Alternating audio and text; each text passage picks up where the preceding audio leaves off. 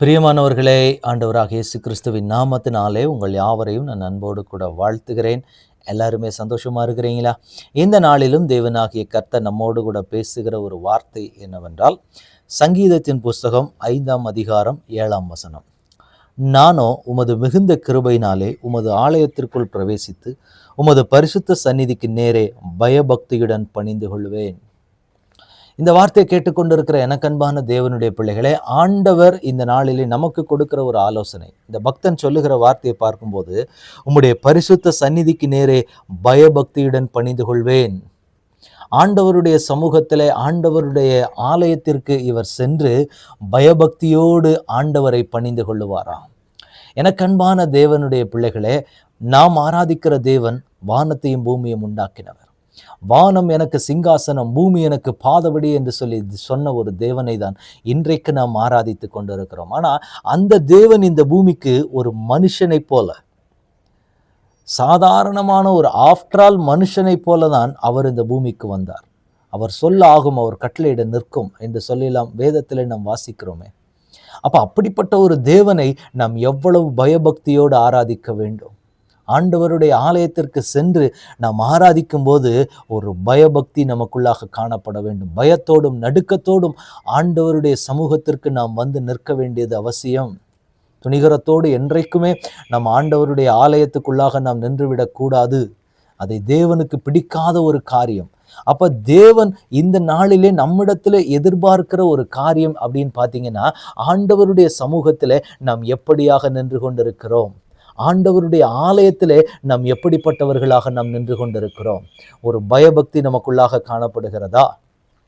ஆண்டவர் நம்மிடத்தில் எதிர்பார்க்கிறது, என் பிள்ளைகள் என் சமூகத்துக்கு வர்றாங்க, என் சமூகத்தில் வந்து என்னை பாடி துதித்து ஆராதித்து மகிழ்கிறதற்கு என் பிள்ளைகள் என் சமூகத்தில் வர்றாங்க. அவங்க எப்படி பயபக்தியோடு வந்து நிற்கிறாங்களா ஆண்டவருடைய சமூகத்தில்? சில தேவ மனிதர்களை பார்க்கிற பொழுது ஆண்டவருடைய ஆலயத்துக்குள்ளே வரும்போது ஒரு பயத்தோடையும் நடுக்கத்தோடையும் வருவாங்க. நான் நிறைய தேவ மனிதர்களை நான் பார்த்துருக்கிறேன். ஒவ்வொரு பயபக்தியோடு ஆண்டவருடைய சமூகத்தில் ஒவ்வொரு காரியங்களை செய்யும்போது அங்கே இருக்கக்கூடிய வேலை செய்கிற ஆட்கள் பார்த்தீங்க அப்படின்னா ரொம்ப பயபக்தியோட, என்ன, இது ஆண்டவருடைய ஆலயம், ஆண்டவர் உலாவி வருகிற ஒரு இடம், ஆண்டவர் மகிமையாய் பிரசன்னமாகி தன் ஜனங்களோடு கூட பேசி உறவாடு அசைவாடுகிற ஒரு இடம் அப்படின்னும் போது அந்த பயபக்தியோடு கூட அந்த காரியங்களை செய்யும்போது ஆச்சரியமா இருக்கும். ஆண்டவரே, ஆண்டவருடைய சமூகத்தில் நம்ம அப்படி போய் தான் நிற்க வேண்டும் என்பது தேவன் உங்களிடத்திலும் என்னிடத்திலும் எதிர்பார்க்கிற ஒரு காரியம். இன்றைக்கு ஆண்டவருடைய சமூகத்துக்கு போகும்போது நாம் எப்படி இருக்கிறோம்?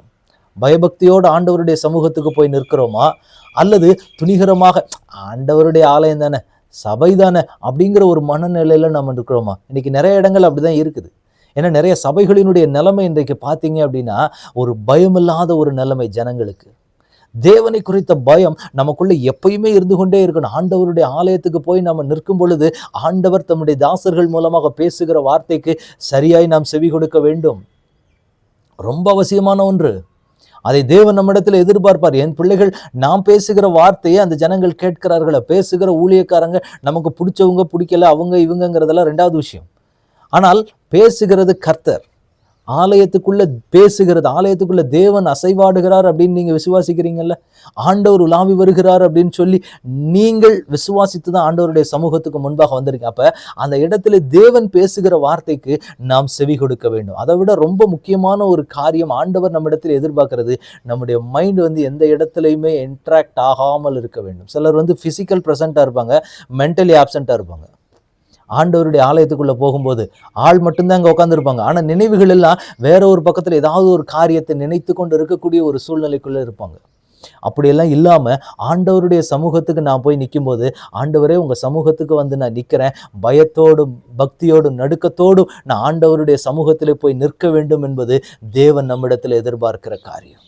இன்னைக்கு ஆண்டவரிடத்துல நம்ம அப்படிதான் ஒப்பு கொடுக்கிறோம். அதே போல ஆண்டவருடைய சமூகத்துக்கு போகும்போது எந்த அளவுக்கு நம்ம ஆண்டவரை மாத்திரம் பார்க்க வேண்டுமோ அதை நாம் வைத்துக் கொள்வது நல்லது.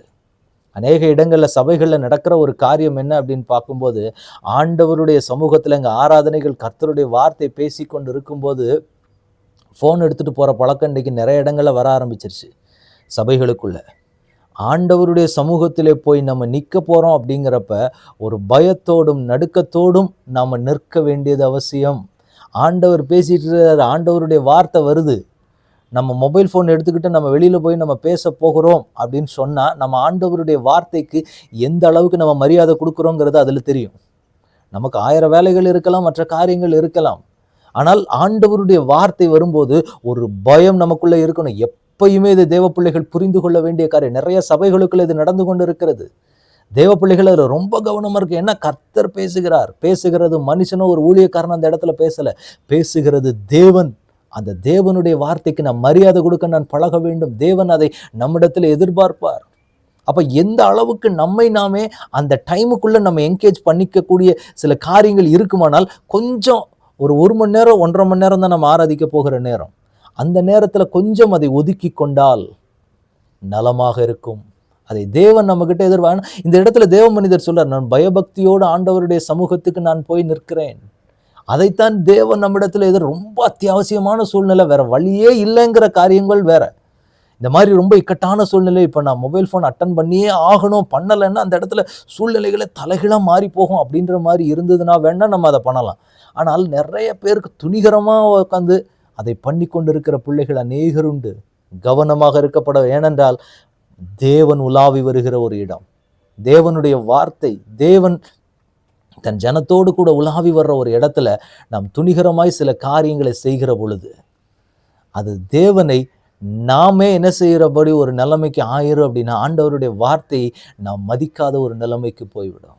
இதில் எல்லாம் நம்ம கவனமாக இருக்கப்பட. நம்ம செய்கிறது அசால்ட்டாக நம்ம செஞ்சுருவோம். கொஞ்சம் யோசிச்சு பாருங்க, பிசாசு அதை பார்த்துட்டே இருப்போம். அந்த இடத்துல இருந்து பார்த்தீங்களா, உங்கள் பிள்ளைகள்னு சொல்லி எவ்வளவு அன்பான பண்பான நல்ல புள்ளன்னு சொல்லி கொண்டு வந்தீங்க. உங்கள் பேச்சை கூட மதிக்காமல் நீங்கள் பேசிகிட்டு இருக்கிறீங்க, அது பாட்டுக்கு ஃபோனை தூக்கிட்டு போகுது, ஃபோனை வச்சுட்டு மறைச்சு உட்காந்து பேசிகிட்டு இருக்குது அப்படின்னு. ஆண்டவர் நம்மை கண்டுக்காவிட்டாலும் பிசாசு என்ன பண்ணுவான்னா போய் அழகாக போய் போட்டு கொடுப்பான். அதுக்கு நாம் இடம் கொடுக்காது இருப்பது நல்லது. தேவ பிள்ளைகள் அதில் ரொம்ப கவனமாக இருக்கணும். ஆண்டவருடைய சமூகத்துக்கு வந்துட்டோம் அப்படின்னாலே ஒரு மணி நேரம் 1.5 மணி நேரம் தான் நம்ம ஆராதிக்க போகிறோம். அந்த நேரத்தில் நம்ம ஃபுல்லி என்கேஜ் பண்ணிக்க வேண்டியது நம்ம கையில் தான் இருக்கிறது. ஆண்டவருக்கும் எனக்குமான நேரம்.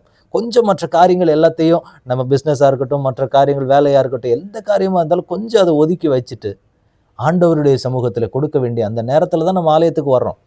அதுலேயுமே நான் இப்படித்தான் பண்ணுவேன் அப்படின்னா, நம்ம ஆண்டவரை எந்த நிலைமையில் வைத்திருக்கிறோம் என்பதை நாம் கொஞ்சம் நிதானிக்க வேண்டும். மற்ற காரியங்களுக்கு முக்கியத்துவப்படுத்திட்டு ஆண்டவரை பின்வைக்கக்கூடிய நிலைமைக்கு போவோமானால் தேவன் நமக்கிடத்துல கணக்கு கேட்கிறவராக இருக்கிறார். அப்போ பயபக்தியோடு ஆண்டவருடைய சமூகத்தில் நிற்க வேண்டியது அவசியமாக இருக்கிறது. ஆண்டவரே, இன்றைக்கு நம்ம ஒப்பு கொடுக்க போகிறோம். ஆண்டவரே, மற்ற காரியங்கள் எல்லாவற்றையும் அந்த 1 மணி நேரம் 1.5 மணி நேரம் நம்ம ஆராதிக்கிறோன்னா அந்த நேரம் முழுமையுமான ஆண்டவருக்கு அந்த நேரத்தில் உற்சாகமாய் பாடவும் துதிக்கவும் ஆராதிக்கவும், நல்ல கைகளை தட்டி ஆண்டவரை மனதார இருதயத்தின் ஆழத்திலிருந்து பாடி துதித்து ஆராதித்து பயபக்தியோடு ஆண்டவருடைய சமூகத்தில் போய் நிற்கிறதை தான் தேவன் எதிர்பார்க்கிறார்.